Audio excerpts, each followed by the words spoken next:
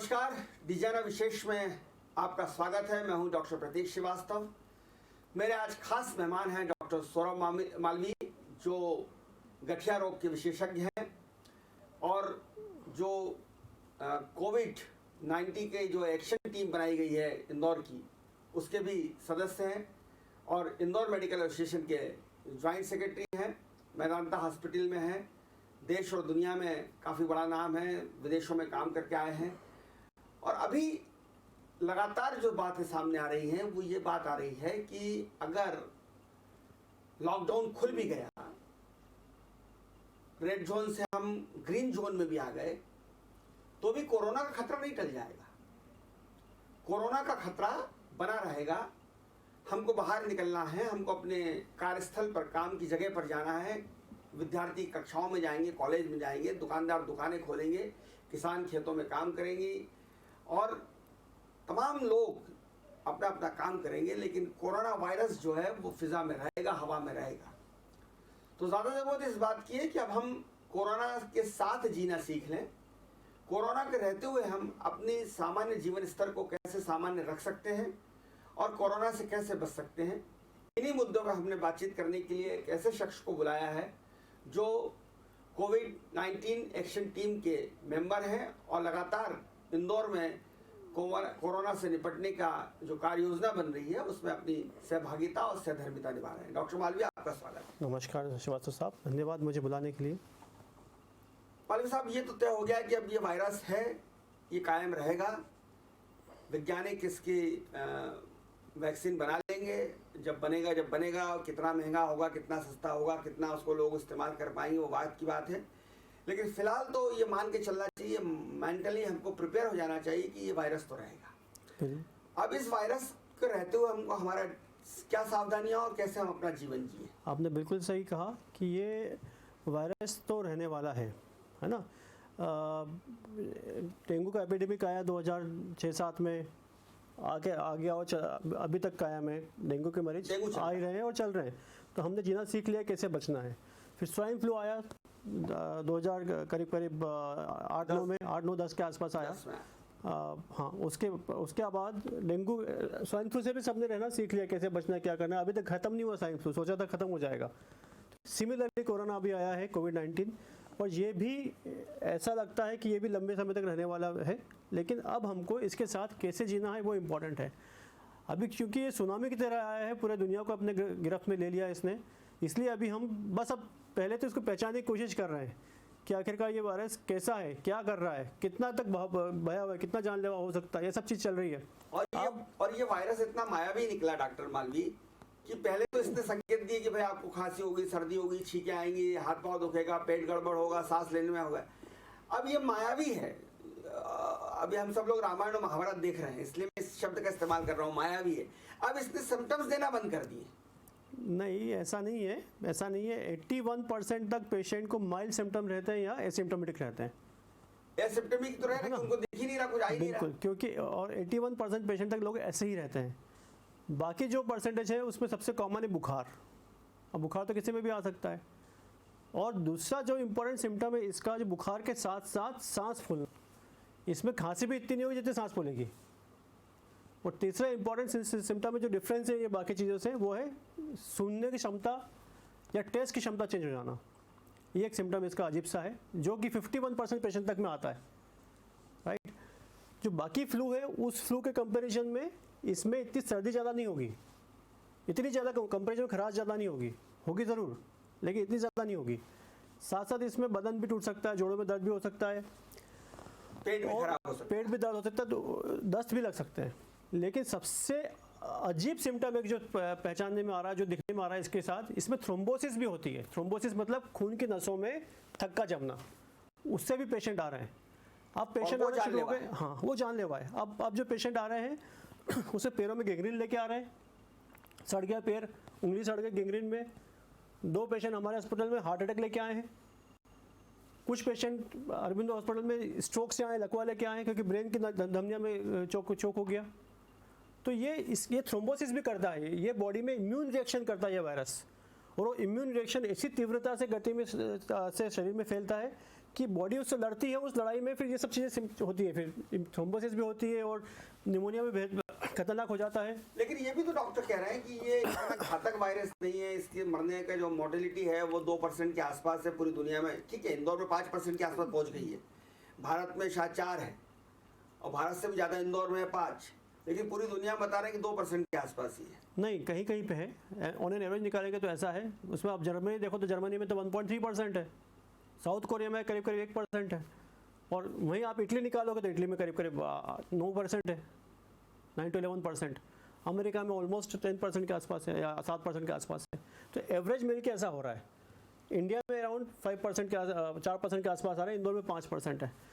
उज्जैन में अभी आपने देखा होगा कि आरडी कार्ड और 8% वहाँ ज़्यादा है।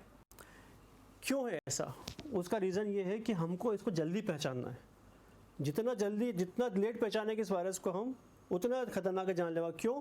क्योंकि मान लो एक जगह पे आदमी 20 पेशेंट कोरोना के होंगे, कोई सिम्टम नहीं होगा, लेकिन अगर 20 पेशेंट इकट्ठे हो गए, लोग आसपास इकट्ठे हो गए, तो उनका वायरस लोड एक दूसरे से बढ़ाता है। वो वायरस सीधी सर्कुलेशन होता है उसी एरिया में, और वो तीव्रता को बढ़ाता है, वो सीवियरिटी को बढ़ाता है।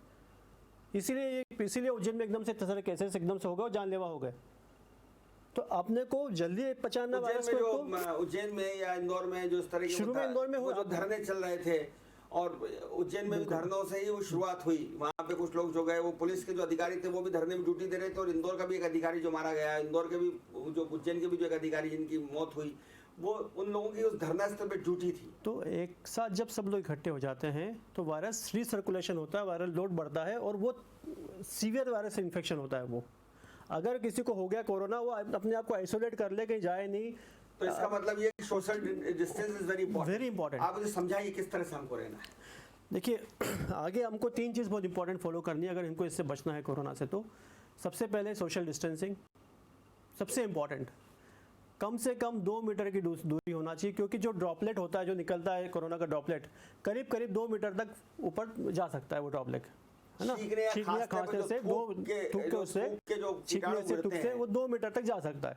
2 मीटर नहीं, अंदर 2 हाथ डिफरेंस, 2 हाथ, this is 2 meters, 2 meters, right. इतना डिफरेंस आप मान लीजिए कि इतना करीब करीब 60 फीट, 6 फीट मान लीजिए, मोटे मोटे तौर पे 2 हाथ डिफरेंस, इतना तो मान सकते हैं अपन। अगर मैं दोनों तरफ का ये देख लूं कि एक तरफ इतना दूर आदमी और एक तरफ इतना दूर आदमी हो, तो मैं सेफ हूं। हाँ, इतना होना चाहिए। हम लोग हैं इतना दूरी पे अपन लोग हैं, तो इतना डिफरेंस है, तो ड्रॉपलेट कोई खांसेगा, छींकेगा तो उतना दूर तक नहीं पहुंचेगा। दूसरा भी जो चीज़ें हैं उनके साथ मिक्स है। एक होता है हैंड हाइजीन, हाथों को साफ रखना। तीसरा होता है मास्क। तो सिंपल मास्क पहनना ही अपन बच गए कोरोना से, बढ़िया हो गया, ऐसा नहीं होता कि मास्क पहन के से बच गए। मास्क पहनने से कितने % बच सकते हैं? मास्क, अकेले मास्क पहनने से 55% बच सकते हैं, और अगर मैंने मास्क पहना और आपने नहीं पहना तो 55% बच सकते हैं। आपने पहना, मैंने पहना, तो कितने %? नहीं, वो 55% ही है मास्क में। लेकिन अगर मास्क को और हाथ साफ करने को मिला लिया अपन ने तो 91% है, और अकेला हाथ साफ करना 68% है। अकेले हाथ साफ किया अपन ने तो 68% बच सकते हैं साथ में, और अगर मास्क, हाथ साफ और सोशल डिस्टेंसिंग मिला ले तो 98% तक बच सकते हैं हम कोरोना से। क्योंकि अकेला सोशल डिस्टेंसिंग भी कर लिया हमने, उससे भी काम नहीं चलेगा। मान लो मैंने यहाँ छींक दिया, खांस दिया, और आप 2 मिनट बाद यहाँ पे आके 5 मिनट यहाँ आगे मेरी जगह पे आके, और आपने हाथ टच कर दिया जहाँ खांसा था मैंने, और फिर आपने वो हाथ अपने मुंह पे रख लिया, तो आपको हो गया कुछ। That is how it infects. क्योंकि वो सरफेस पे जा रहा है, वो सरफेस पे है ना, सरफेस पे जा रहा है।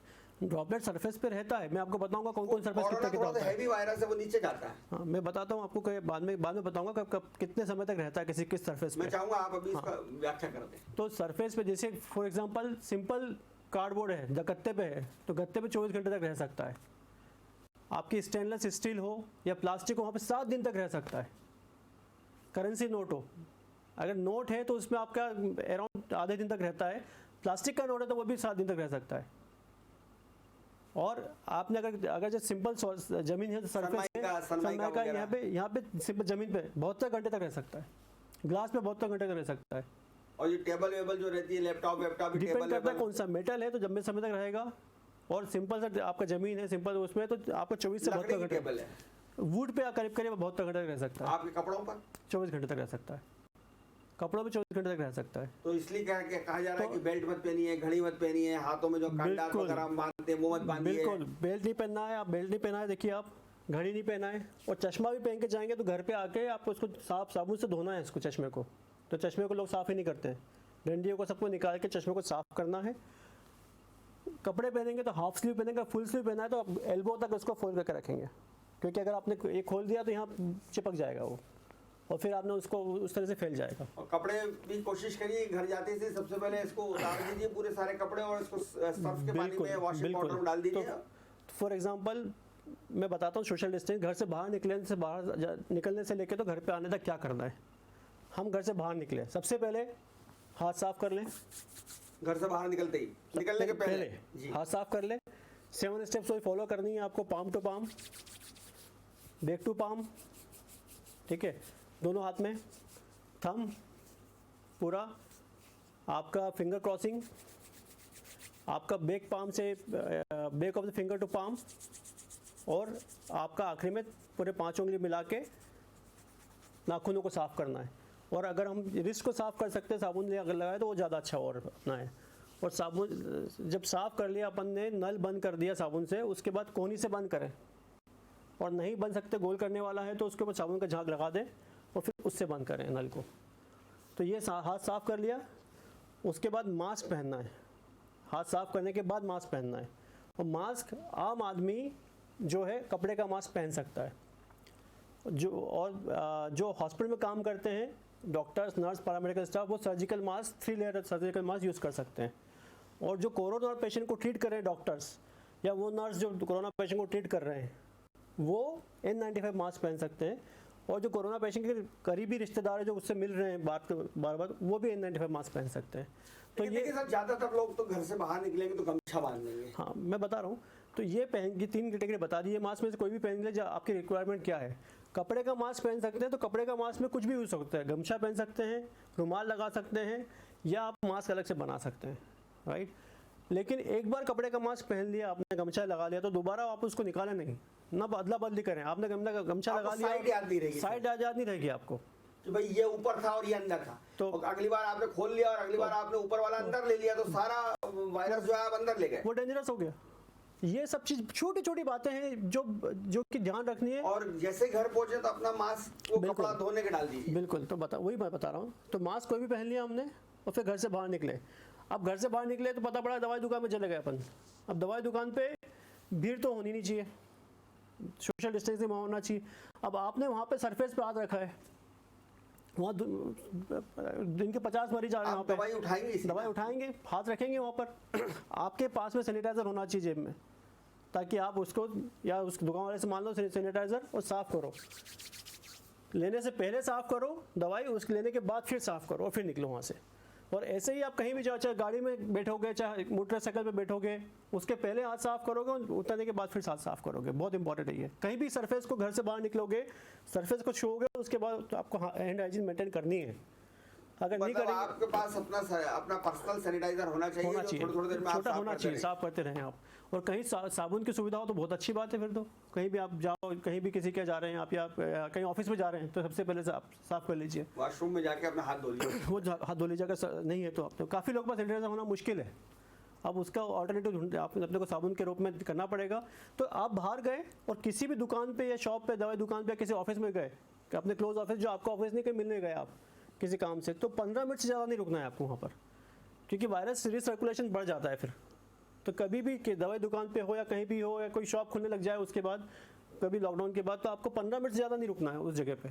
कोशिश करें कि आप 15 मिनट में उस ऑफिस में, उस एनवायरनमेंट में नहीं रहें, उसके बाहर आ जाए। मेरा खुद का ऑफिस है, मैं जिस ऑफिस चैनल में, ये मैं अपनी चैनल है, मैं तो यहाँ 8 से 9 घंटे 10 घंटे। ये तो आपका घर है, एक कोई दूसरा आ रहा है, कोई मान लो कोरोना पेशेंट इन्फेक्ट होकर आ गया, मैं आया आपके पास, उसको 15 मिनट बाद रवाना कर दूँ, उसको रवाना कर दीजिए फट से। ही शुड नॉट स्टे देयर, क्योंकि आपको तो पता है आप यहाँ ऑफिस में कैसे एनवायरनमेंट में आप काम कर रहे हो, आपको पता है आप सैनिटाइज कर रहे हो, सब कुछ कर रहे हो। लेकिन सामने वाला आया, वो किसी को इन्फेक्शन हुआ, आपसे मिलने आया, तो वो तो लेके आया ना आपके पास। तो दोनों बातें हैं, एक जो लेके आ रहा है इन्फेक्शन, और सामने वाला दे रहा है। तो सामने वाला मान लो, ये तो साफ हो गया सोशल डिस्टेंसिंग ये हो गया अपना। और आपको वापस आके फिर कपड़ा कोशिश करें बाहर ही खोल दें, साबुन के बाल्टी में कपड़े डाल दें, और अपना अलग सेपरेट टॉयलेट होना चाहिए घर में। अगर आप बहुत ज़्यादा बाहर निकलते हो। हाँ, बाहर निकलते हो तो, और उसी में आप अपना का यूज़ करें। और नहीं है किसी घर में ऐसा, तो वो फिर प्रॉपर तरीके से सब कुछ हैंडल वैंडल बाल्टी नल वल सब कुछ साफ़ करें फिर। वो बहुत इंपॉर्टेंट है ये वाला चीज़। ये हो गया अपना घर से जाके बाहर वापस आने का काम। और मास्क, जैसे मैंने बताया, मास्क पहन लिया, मान लो मैं बाहर गया और मास्क मैंने पहन लिया बढ़िया, और बार बार मास्क को लगा रहा हूँ, ऊपर से हाथ लगा रहा हूँ, साइड से पानी पीना है तो मास्क को यहाँ ले लिया मैंने और छू के वापस नीचे कर लिया गले में और फिर पानी पी लिया, नहीं, वो डेंजरस है। मास्क को लगाने के बाद मास्क को आगे से कभी नहीं छूना है। मास्क को पानी पीना है तो साइड यहाँ से निकाले, यहाँ से अलग पकड़े, अगर आप कहीं रख नहीं सकते तो डोरी से पकड़ ले, पानी पी ले, अपना खाना जो खा ले, उसके बाद फिर से पहने। और कहीं जगह रखने वाली है तो उस जगह पे रख दीजिए मास्क को अलग से।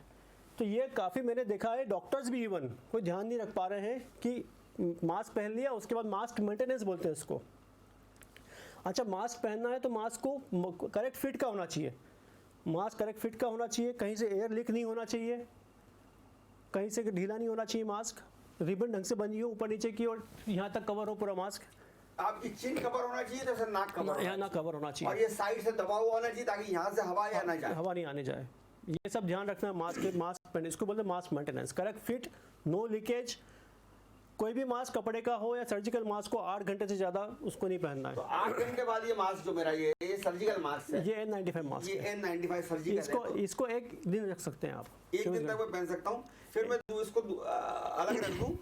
N95 मास्क हम एक दिन चला सकते हैं। स्टडीज़ बोलती है, डाटा बोलता है कि हम 36 घंटे तक भी पहन सकते हैं उसको लगातार, लेकिन हम मैं रिकमेंड करूँगा एक दिन के बाद उसको। ये काफ़ी महंगा आता है। मैं आपको बता रहा हूँ, 5 मास्क यूज़ करें आप, एक नहीं, 5 मास्क का ले लें आप। 5 मास्क का रोटेशन करना है अपने को।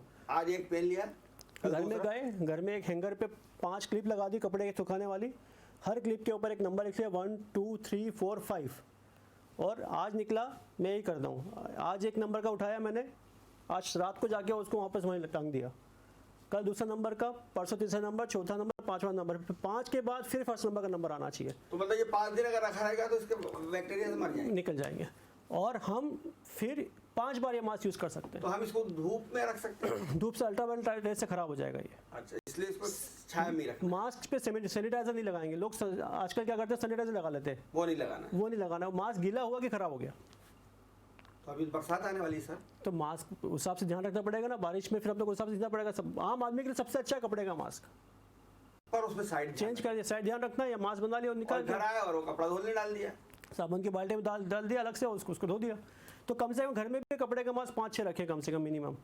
और दिन में अगर आपको मान लो 24 घंटे लगातार पहनना है तो 3 बार पहनना पड़ेगा वो आपको 8-8 घंटे में।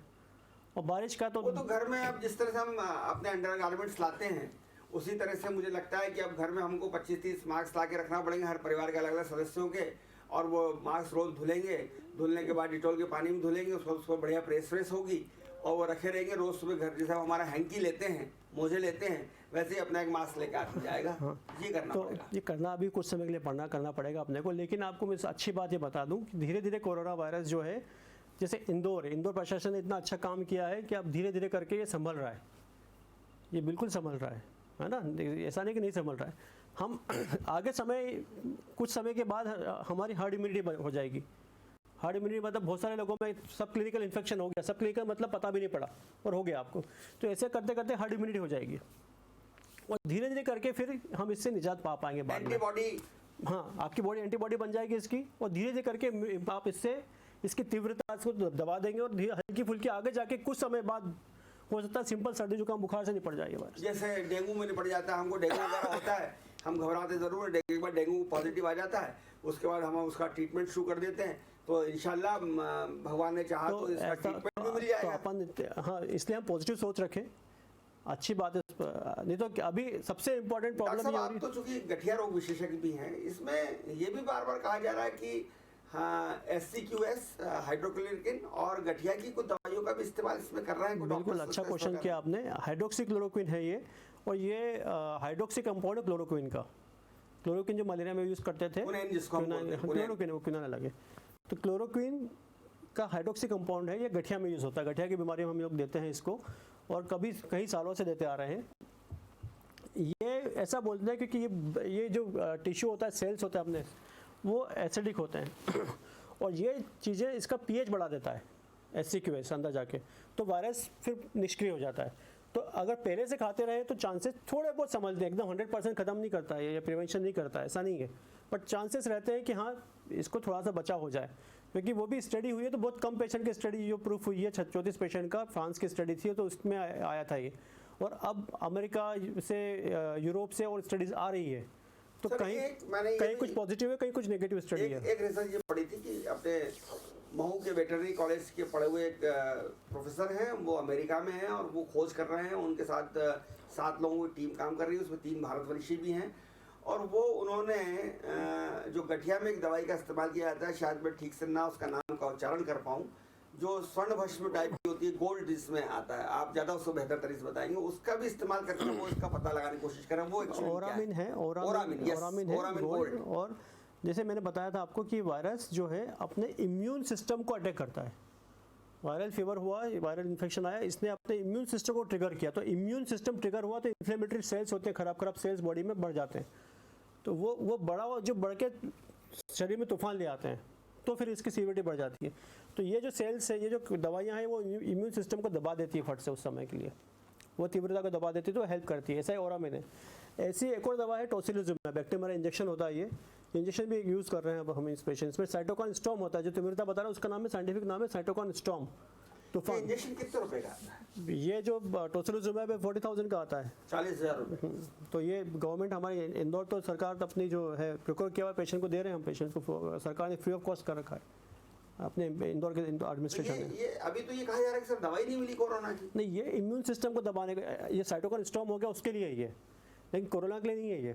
अच्छा, जो कोरोना से जो विपत्तियां पैदा हो रही हैं, जो कोरोना के कारण तात्कालिक समस्या पैदा हो रही है, उनका आप लोग उपचार कर रहे हैं। बस तो ये हो गया तो इसका उपचार ये है, ये हो गया तो ये हो गया। ना HCQS इस कोरोना की दवा है, ना ओरामिन कोरोना की दवा है, और ना ये जो इंजेक्शन का नाम लिया आपने, ये जो बॉडी में हलचल पैदा करती है चीज़ें वायरस, उसको दबाने की दवा है सारी। ठीक है, कोरोना की दवा एंटीवायरल अलग है, जैसे हर्पीस हो गया तो हर्पीस की दवा एसाइक्लोविर है, हर्पीस भी वायरल इन्फेक्शन है, तो उसकी दवा जैसी है। स्वाइन फ्लू में टेमीफ्लू आ गई है, ओसेल्टामाविर, वो बाद में आई, वो वायरस को मारने की दवा है। तो इसमें दी जा रही है, बट अभी यहाँ भी दे रहे हैं, लेकिन कोई प्रूवन रोल नहीं है। तो प्रूवन एंटीवायरल दवा इसके लिए नहीं है। जैसे क्लोरोक्विन मलेरिया के लिए है, अच्छा काम करती है, मलेरिया को कीटाणु को मार देती है, ऐसे ही इसकी पर्टिकुलर दवा अभी बनी नहीं है। तो बता रहे हैं सितंबर तक आ जाएगा। एक तो वैक्सीन होता है जो वायरस प्रिवेंशन के काम आता है, कि वायरस आया, आपको असर ही नहीं किया वायरस ने कुछ भी, क्योंकि आप वैक्सीनेटेड, आपके अंदर इम्यून सिस्टम एंटीबॉडी बन गई है उस वायरस के अगेंस्ट। तो वो वैक्सीन का बता रहे हैं तो सितंबर तक आएगा, जब भी आएगा, सितंबर अक्टूबर या नेक्स्ट ईयर आएगा, जब भी आएगा। अभी अमेरिका बोल रहा है कि सितंबर तक आ जाएगा, चंडीगढ़ भी कह रहा है कि सितंबर तक आ जाएगा। इंडिया के तो कुछ इंस्टीट्यूट्स बोल रहे हैं अब जब भी आएगा, अब जब आएगा, लेकिन अभी इंपॉर्टेंट है उससे बचाओ, इन्फेक्शन हो ही ना। सर मैं, चूंकि आपने बहुत सारे वैक्सीन आपके सामने आए होंगे, देखे होंगे, ये शुरू में तो आएगा तो बहुत महंगा भी आएगा। शुरू में आएगा तो महंगा आएगा। कोई भी नई दवा आती है, रिसर्च होके आती है कोई भी नई दवा, तो महंगी आती है। लेकिन मुझे उम्मीद है कि भारत सरकार इसके बारे में कुछ ना कुछ तो करेगी, क्योंकि ये बहुत एक भयावह पेंडेमिक हुआ है, ये सदियों में आता है ऐसा पेंडेमिक। ये ऐसा कभी नहीं आता है। मेरी माँ 75 वर्ष की है, उन्होंने कहा कि मैंने मेरे जीवन काल में इस तरह की महामारी नहीं देखी। 1919 में स्पेनिश फ्लू आया था जी, उसके बाद ये अब आया बुखार, हाँ, उसके बाद अब ये आया है। उसके पहले प्लेग आया था भारत में। प्लेग तो दूसरा इन्फेक्शन है, वो भी ऐसी महामारी के रूप में आया था, पेंडेमिक हुआ था, उसमें भी गांव के गांव खाली हो गए, उसमें भी खाली हो गए थे ऐसे ही। लेकिन ये पूरे दुनिया वाला है जो है पेंडेमिक बोलते हैं उसको। एक होता है एपिडेमिक, प्लेग एपिडेमिक था, इंडिया में था लोकलाइज्ड। पेंडेमिक मतलब पूरा दुनिया में विश्व महामारी। तो विश्व महामारी स्पेनिश फ्लू आया था 1919 में, तब मुंबई में अकेले मुंबई में 1 करोड़ आदमी इन्फेक्ट हुए थे, और अब वो यहाँ पे आया है। अब पूरी दुनिया में ये स्पेनिश फ्लू में क्या था, कुछ आपको जानकारी? वो भी सेम स्पेनिश फ्लू भी वही फ्लू था। फ्लू मतलब सर्दी जुकाम बुखार, निमोनिया। मरते नहीं थे लोग उसमें तो ज़्यादा मौत हुई थी उस समय, तो काफ़ी ज़्यादा मौत हुई थी। पूरे वर्ल्ड में 2 करोड़ लोग डेथ हुए थे उस समय, पूरे वर्ल्ड में। अभी भी सर 30 लाख लोग तो चले गए। अभी भी इतने लोग तो चले गए हैं, लेकिन हमको इसको रोकना है। कैसे रोकना है? जैसे मैंने आपको बताया कि तीव्रता को रोकना है। वो तीव्रता रुकेगी सोशल डिस्टेंसिंग से। वायरस रिसर्कुलेशन नहीं होना चाहिए, एक आदमी से दूसरे आदमी को बार बार इन्फेक्ट नहीं करना चाहिए।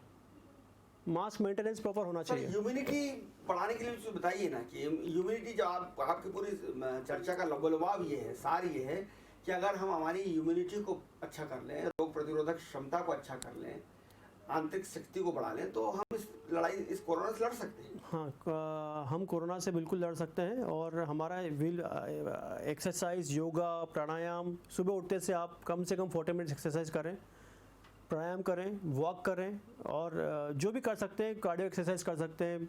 आप बाहर जाना जा नहीं रहे तो आप घर में ही घूमें, घर में ही, किसी घर में 3 मंजिला मकान है तो ऊपर नीचे आप सीढ़ियाँ चढ़े, गार्डन में आप चक्कर लगाइए, कम से कम 40 मिनट छत पे चक्कर लगाइए। तो ये 40 मिनट्स मिनिमम, 40 मिनट्स से 1 आवर एक्सरसाइज करना चाहिए। प्राणायाम और अच्छी चीज़ है, प्राणायाम करें तो आपकी लंग कैपेसिटी बढ़ती है उससे, प्राणायाम से। तो आपके लंग कैपेसिटी अच्छी है, हाँ, दम नहीं फूलेगा, आपका लंग हेल्दी रहेगा। और जो भी योग हो सकते हैं, एक घंटा, 40 मिनट से 1 घंटा डेली करें। खुश रहें, कोरोना बिल्कुल आ गया है, अब हमको जीना है इसके साथ। तो हमारे कार्यक्रम का भी यही नाम है, कोरोना के संग जीना है हमको। तो हमको अब जीना यहाँ, मरना यहाँ, तेरे बिना अब बिल्कुल जाना कहाँ, बिल्कुल। तो ये वाला बात। तो हम मान ले कि बीमारी अब आगे, तब तो इससे लड़ना है अपने को। ऐसा थोड़ी है कि किसी ने बॉल फेंकी और बिल्कुल यॉर्कर कर दी तो मरना ही, उससे बोल्ड होना ही है, नहीं। हम यॉर्कर में छक्का भी मार सकते हैं, यॉर्कर में छक्का लगता है। तो हम उसके साथ कोरोना वायरस को छक्का मारना है, हमको भगाना बाउंड्री से बाहर। वो कैसे भगा पाएंगे हम? बहुत धन्यवाद डॉक्टर सौरभ ममाल जी, आप हमारे दर्शकों को चर्चा करने के लिए, हौसला देने के लिए, हिम्मत देने के लिए, और बहुत ही उपयोगी जानकारी आपने बताई है कि किस तरह से कोरोना से बचा जा सकता है। 3 तरीके बताए आपने, बहुत ही टेक्निकल चीज़ें बताई हैं कि मास्क भी पहनना आना चाहिए, सिर्फ मास्क पहनने से काम नहीं होगा, उसको तरीके से पहनना होगा, सोशल डिस्टेंसिंग रखना होगी, बार बार हाथ धोना होगा, घर से निकलते से लेकर घर के आने तक की एक पूरी दिनचर्या आपने बताई है। ये निश्चित रूप से हमारे दर्शकों को बहुत उपयोगी साबित होगी। और फिलहाल तो मैं आपसे यही कहूँगा कि बिल्कुल मत डरिए, बिल्कुल मत घबराइए, हिम्मत से काम लीजिए, लेकिन डिजाइनर न्यूज़ का जो संदेश है उसका ज़रूर पालन कीजिए, घर में रहिए, सुरक्षित रहिए, देखते रहिए। जी आप कुछ बोलिए। हम चलेंगे तो कोरोना चलेगा, हम रुकेंगे तो कोरोना रुकेगा। हम रुकेंगे तो कोरोना रुकेगा, यानी घर में रुकिए, सुरक्षित रहिए, घर में रहिए, देखते रहिए डिजाइनर न्यूज़। खबरों का सिलसिला जारी रहेगा। नमस्कार। नमस्कार।